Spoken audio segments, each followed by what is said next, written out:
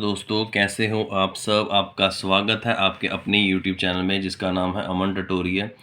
दोस्तों हम पहले भी दो बारी कोशिश कर चुके हैं, but due to some connection problem या कुछ ऐसी मतलब इसमें प्रॉब्लम आ जाती है जिसके कारण हमारी वीडियोस जो है बीच में ही रुक जाती है। अब हम स्टार्ट करते हैं अपने टॉपिक को। दोस्तों मेरा नाम है अमन, आपका स्वागत है आपके अपने यूट्यूब चैनल में जिसका नाम है अमन ट्यूटोरियल। आज हम पढ़ने जा रहे हैं बी फार्मेसी थर्ड सेमेस्टर का टॉपिक, थर्ड सेमेस्टर का जो सब्जेक्ट है माइक्रोबायोलॉजी।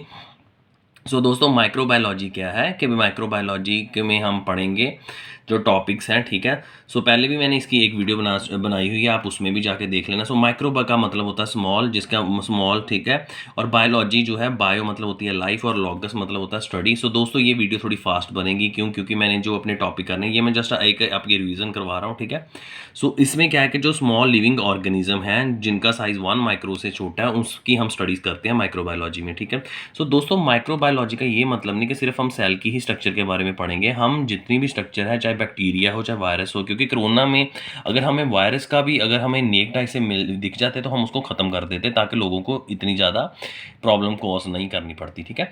इसलिए क्या है कि अभी सिर्फ बैक्टीरिया, वायरस, फंगस, एल्गी ये सारे क्या है माइक्रो ऑर्गेनिज्म। कुछ बैक्टीरिया जो हमारी बॉडी के लिए अच्छे हैं और कुछ जो है बुरे भी हैं।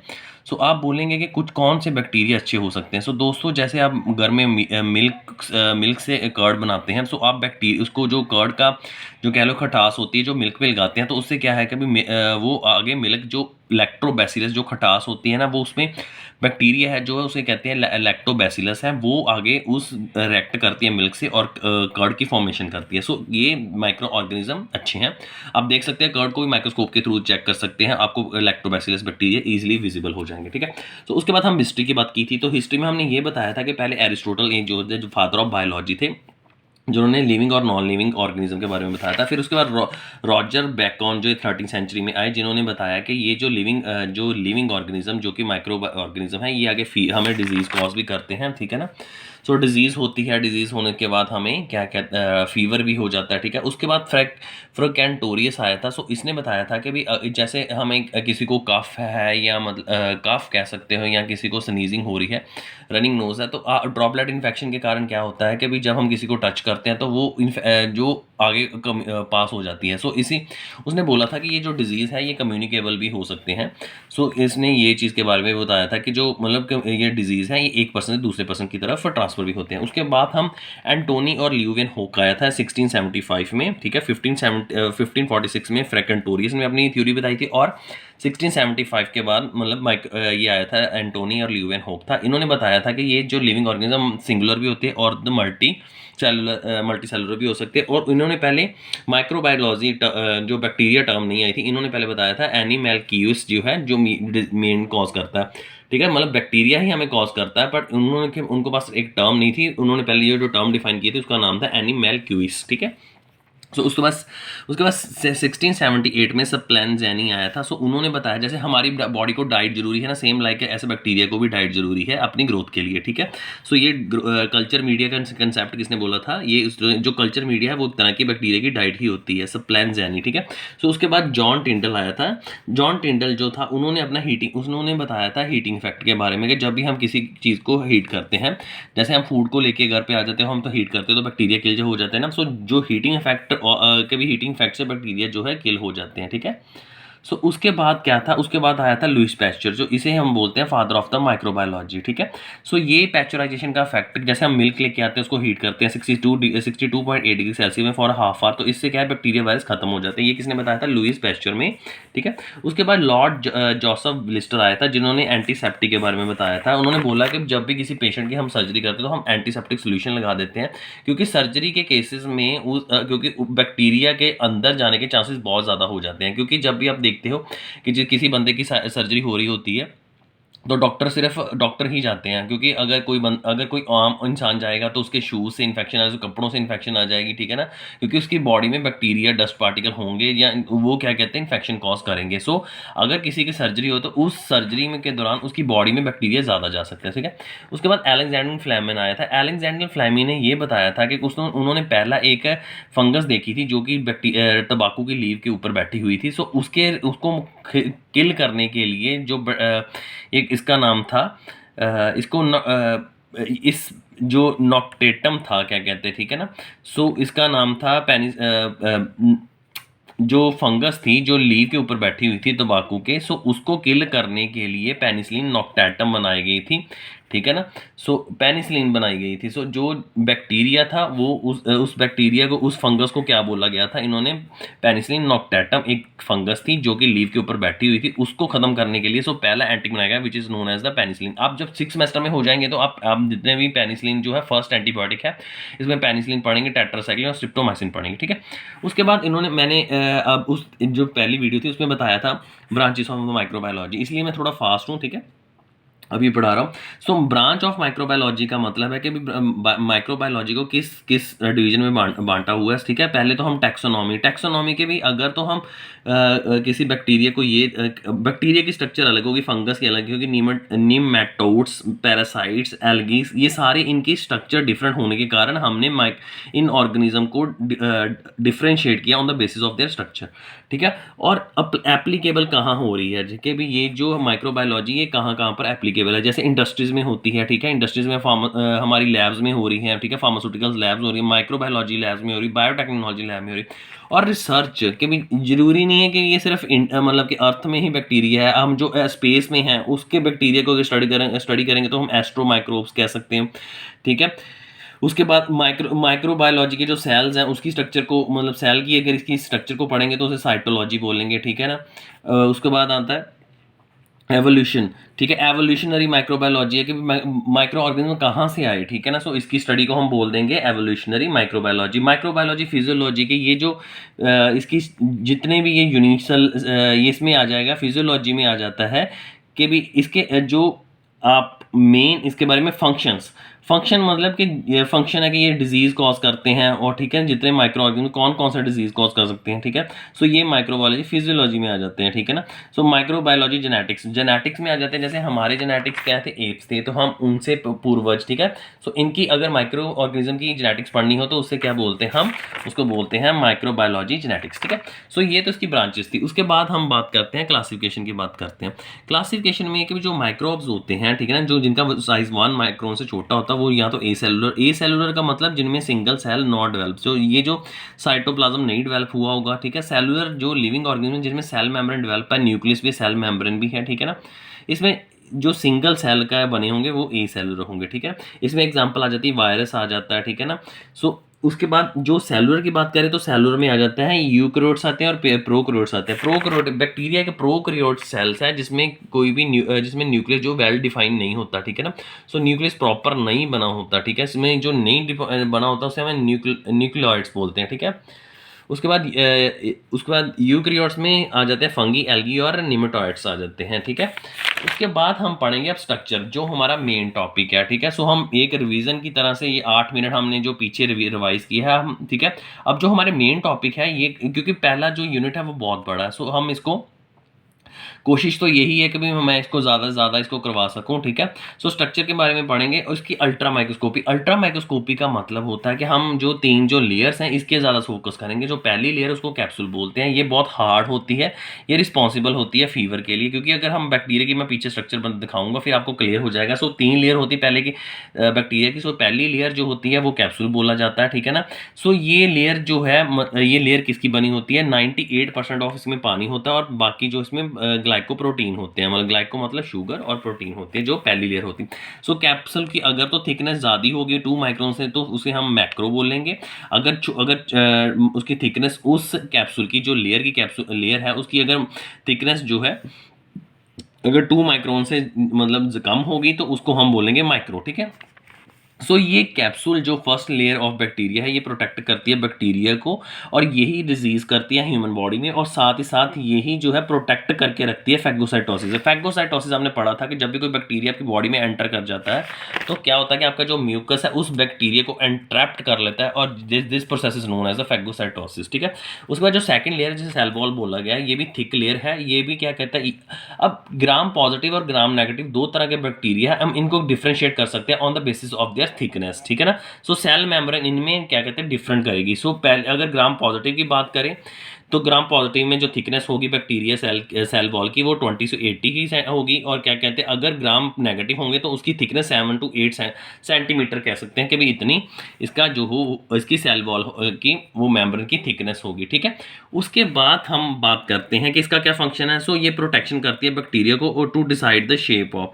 ठीक है, सो अगर किसी बैक्टीरिया की मतलब बैक्टीरिया को प्रोटेक्ट भी करके रखती है and also help to decide the shape of bacteria. कहता है यही उसकी शेप को भी डिसाइड करती है कि उसकी शेप के बैक्टीरिया की दो तरह की शेप होती है, एक तो बेसिलस होती है जिसे राउंड शेप बोलते हैं, एक आती है कोकस।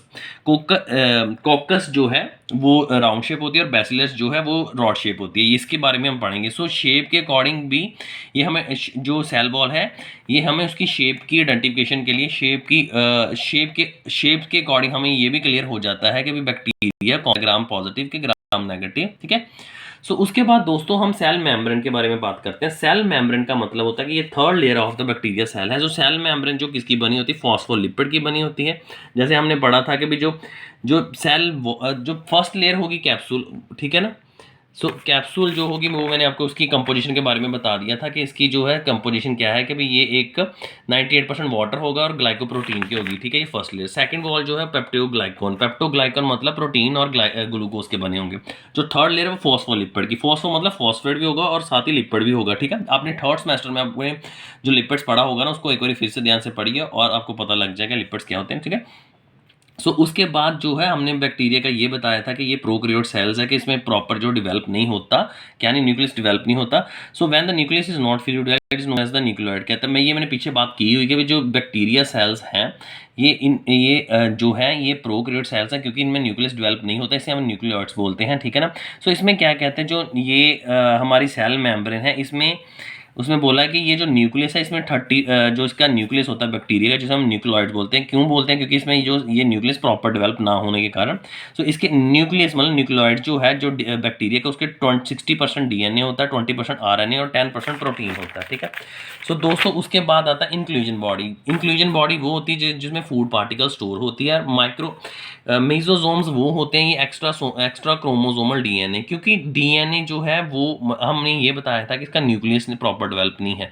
सो इसके मतलब एक्स्ट्रा क्रोमोसोमल डीएनए भी एक और इसका डीएनए मतलब स्ट्रक्चर भी है, जेनेटिक स्ट्रक्चर जिसे हम मेसोसोम्स बोलते हैं। ठीक है, राइबोसोम जो प्रोटीन की सिंथेसिस होती है, ठीक है, जैसे हमारी बॉडी में भी होती है जैसे बैक्टीरिया में भी होती है, तो प्रोटीन सिंथेसिस जो है वो राइबोसोम ही करता है। फ्लैजीला जो होता है वो हेल्प करता है जो बैक्टीरिया को लोकोमोशन में उसको मूवमेंट करने में। ठीक है, हम शेप के बारे में करेंगे फिर आपको ज़्यादा क्लियर होगा। सो इसके सिग्नल उसको आगे बैक्टीरिया को चलने में हेल्प करता है, उसको फूड हेल्प करने में करता है, उसको आगे मूवमेंट करने में हेल्प करता है। ठीक है, आगे कुछ है और कुछ तो वो डेंजर्स है अगर या कोई केमिकल है जैसे बैक्टीरिया किलर वो भी उसको इंडिकेशन बताता है। कौन, फ्लैचिला। ठीक है, सो हेयर लाइक स्ट्रक्चर जो पिलाई इसको बोलते हैं। सो ये जो है आपस में जैसे दो बैक्टीरिया के हेयर लाइक स्ट्रक्चर आपस में मिलते हैं जो हेल्प करते हैं इन द रिप्रोडक्शन। अब हम बैक्टीरिया के स्ट्रक्चर के बारे में थोड़ा देख लेते हैं। सो ये दोस्तों राइबोसोम है जो यहाँ पर है प्रेजेंट, जो ये प्रोटीन सिंथेसिस करते हैं। पिलाई जो है ये क्या करते हैं, ये क्या कहते हैं आपस में एक बैक्टीरिया के हेयर लाइक स्ट्रक्चर और दूसरे बैक्टीरिया के हेयर लाइक स्ट्रक्चर आपस में कंबाइन हो जाते हैं तो रिप्रोडक्शन करते हैं। उसके बाद सेल वॉल जो है वो सेकंड लेयर है। कैप्सूल जो मैंने फर्स्ट बताया था वो उसकी फर्स्ट लेयर है जो कि इन फीवर कॉज करती है। ठीक है, मैंने आपको पहले बताया था। और साथ ही साथ ये प्रोटेक्ट करती है फर्स्ट जो ये जो लेयर है कैप्सूल, ताकि अंदर के ऑर्गेनेलिज भी तो है ना, जो ये सारे ऑर्गेनेलिज तो हैं जैसे हम न्यूक्लियोइड पढ़ रहे हैं। ठीक है ना, मेसोसोम्स हैं, ये सारे किसके अंदर है, कैप्सूल के अंदर। तो इसको प्रोटेक्शन भी एक तरह की कैप्सूल दे रही है जितने भी ऑर्गेनेली अंदर है। ठीक है, सो न्यूक्लियोइड इसलिए बोला गया क्योंकि डीएनए प्रॉपर डेवलप नहीं है, इसके कारण इसका एक और मतलब कि ये है जो न्यूक्लियस मटेरियल कंटेन करता है उसको बोलते हैं मेसोसोम बोलते हैं। ठीक है, एक्स्ट्रा क्रोमोसोमल डीएनए होता है। मतलब अगर तो पूरा डेवलप होता तो फिर तो ये बैक्टीरिया प्रोकैरियोट कहलाता ही नहीं, ये प्रोकैरियोट में आता है। प्रोकैरियोट्स वही होते हैं जिसमें न्यूक्लियस प्रॉपर डेवलप नहीं होता, उन्हें हम न्यूक्लियोइड बोलते हैं। Flagella hair like structure which help in the movement of the bacteria and inclusion body जिसमें फूड पार्टिकल स्टोर्स होते हैं। सेकंड जो लेयर आती है सेल मेम्ब्रेन आती है, जो पहले आती है कैप्सूल, फिर उसके बाद आती है ये सेल मेम्ब्रेन, और उसके बाद थर्ड जो आती है सेकंड आती है सेल वॉल, और उसके बाद आती है सेल मेम्ब्रेन। ठीक है, जिसमें साइटोप्लाज्म होता है। ठीक है, ये तो दोस्तों सारी थी बात हमने की थी स्ट्रक्चर के बारे में। दोस्तों ये 100% श्योर है कि भी आपको स्ट्रक्चर आएगी बैक्टीरिया की। सो इसको ध्यान से पढ़िए, ठीक है। एन के जैन इसकी बेस्ट बुक है, आप इसको प्रेफर भी कर सकते हैं। बाकी मेरे नोट्स हैं आपको सुने ही ज़्यादा, ठीक है। आपको अच्छा लगता है ये मैंने हाईलाइट किए हैं तो आप इसको लिख भी सकते हैं, ठीक है। अपने नोट्स भी तैयार कर सकते हैं, ठीक है। उसके बाद हम बात करें मॉर्फोलॉजी की। दोस्तों मॉर्फोलॉजी का मतलब होता है, मॉर्फोलो का मतलब होता है कि जो बैक्टीरिया की एक्सटर्नल स्ट्रक्चर है, ठीक है ना, एक्सटर्नल अपीयरेंस है, वो दिखता कैसे है, उसे हम मॉर्फोलॉजी कहते हैं। आपने कोगनोस में पढ़ा होगा मॉर्फोलॉजी के उसका टेस्ट कैसे है, कोई फ्रूट का टेस्ट कैसे है, वो उसकी शेप कैसे है, साइज कैसे है उसमें, और कौन से मतलब जैसे कोई लीव्स है उसकी स्ट्रक्चर कैसी है, ठीक है। सो मॉर्फोलॉजी होती है जो एक्सटर्नल अपीयरेंस आ जाती है, ठीक है। सो इसमें मॉर्फोलॉजी जो बैक्टीरिया की कैसे वो दिखता है। बैक्टीरिया जो है वो दो तरह के होते हैं, एक तो होते हैं जो ट्रू बैक्टीरिया, एक फॉल्स बैक्टीरिया होते हैं, जो एक्चुअल में होते दिखते नहीं हैं। जो बैक्टीरिया की तरह उनकी शेप बैक्टीरिया की तरह नहीं होती, बट एक्चुअल में दे आर बैक्टीरिया, ठीक है। पहले बात करते हैं ट्रू बैक्टीरिया जो रियल में ही बैक्टीरिया है। ये दो तरह के आते हैं, स्पाइरल शेप, स्पाइरल का मतलब जो राउंड शेप होते हैं उन्हें हम कॉकस भी बोलते हैं, और रॉड शेप हमें बैसिलस, इसके बारे में मैंने बताया था।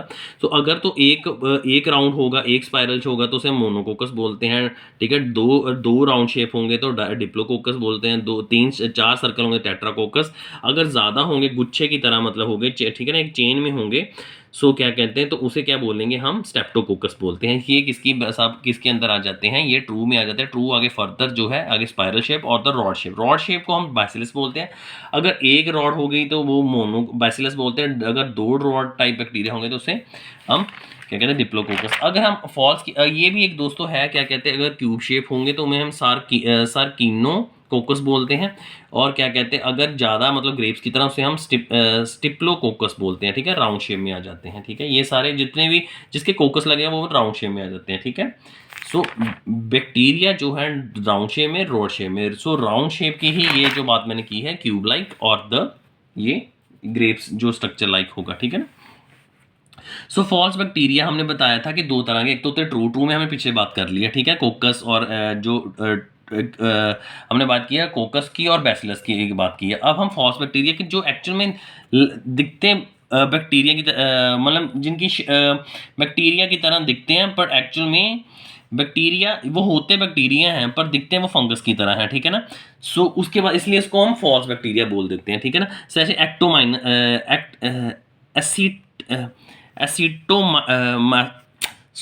एक्टिनोमाइसिन, सॉरी, ठीक है, ये एक्टिनोमाइसिन इसे बैक्टीरिया को जो कि सॉइल में प्रेजेंट होता है। ये एक्चुअल में है तो बैक्टीरिया पर ये कुछ इसकी रिजेंबल जो फंगस की तरह है, ठीक है।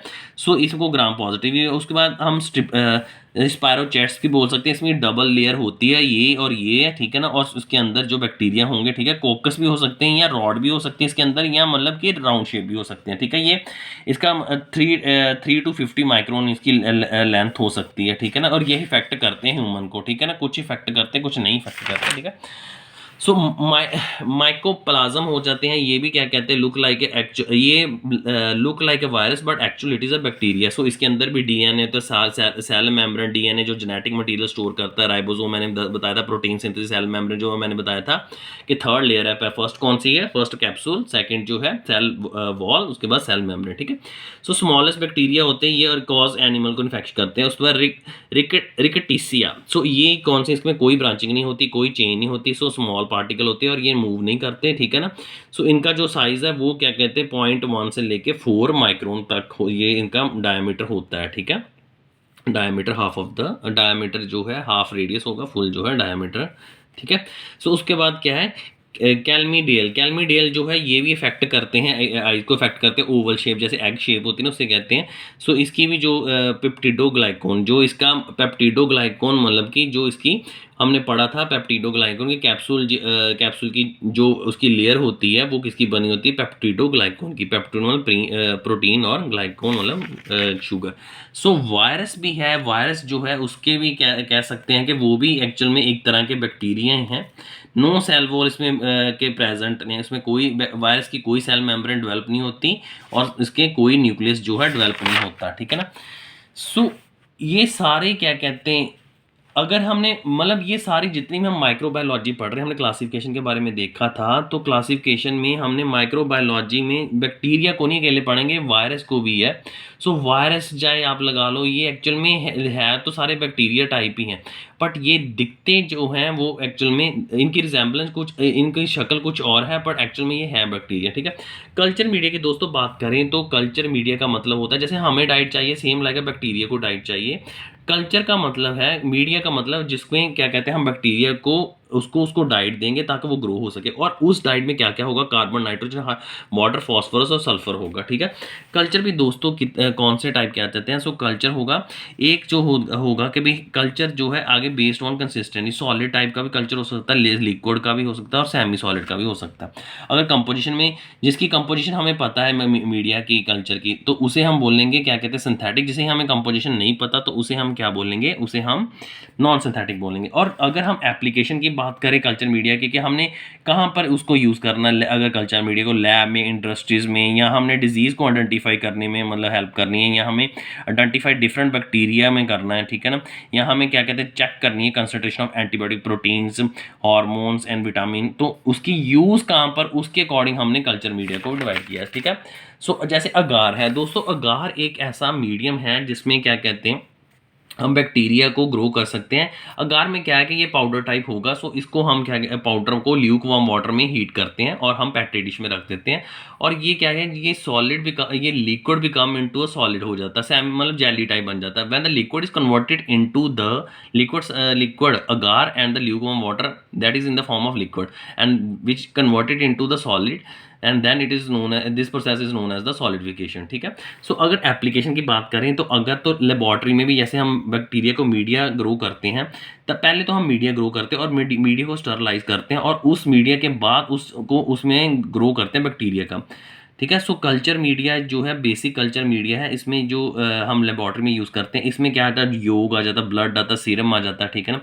एंड रिच मीडिया वो हो जाते हैं, so antibiotic which kill the A and B C, ठीक है। Bacteria antibiotic is added to media so that unwanted bacteria can be unwanted bacteria can be grown, finally whole nutrient consumed by the bee। So and rich media का मतलब है जिसमें क्या है कि B की कंसंट्रेशन ज़्यादा होगी एज कम्पेयर टू ए और सी से, ठीक है ना। सो जैसे हमने कोई हमें लेट अस सपोज के कोई ऐसा बैक्टीरिया ग्रो करना है, जैसे कि हमें जो मीडिया है मतलब ए की कंसंट्रेशन को ज़्यादा रखना है, बाकियों की कंसंट्रेशन को कम रखना है, ठीक है ना। मतलब बाकी न्यूट्रिएंट की कंसंट्रेशन को कम रखना है, क्यों, क्योंकि जो बैक्टीरिया है वो सिर्फ बी की कंसंट्रेशन को ज़्यादा कंज्यूम करेगा, ठीक है। सो उसके बाद आता है सिलेक्टिव मीडिया। सिलेक्टिव मीडिया का मतलब क्या होता है, सिलेक्टिव मतलब कि कौन सी डिजीज़ के लिए कौन सा मीडिया हमने, मतलब ये जो अगर ये टाइफाइड है, ये एक डिजीज़ है, तो इसका बैक्टीरिया अपने पर्टिकुलर मीडिया में ही ग्रो करेगा, ठीक है ना। सो उसके बाद रिकेट है, तो रिकेट जो है जो डिजीज़ है, सो इसका जो हमें बैक्टीरिया है ये किस पे ग्रो करेगा, अपनी स्पेसिफिक मीडिया में ही ग्रो करेगा, ठीक है। डिफरेंशियल मीडिया के बारे में क्या है, डिफरेंशियल मतलब कि जैसे इन्होंने बताया कि एक मेटाबॉलिक डाई होगी, सो डिफरेंशियल जो बैक्टीरिया होगा अपना जो मेटाबॉलिक डाई है उसे ईट करेगा और अपना कलर शो करेगा।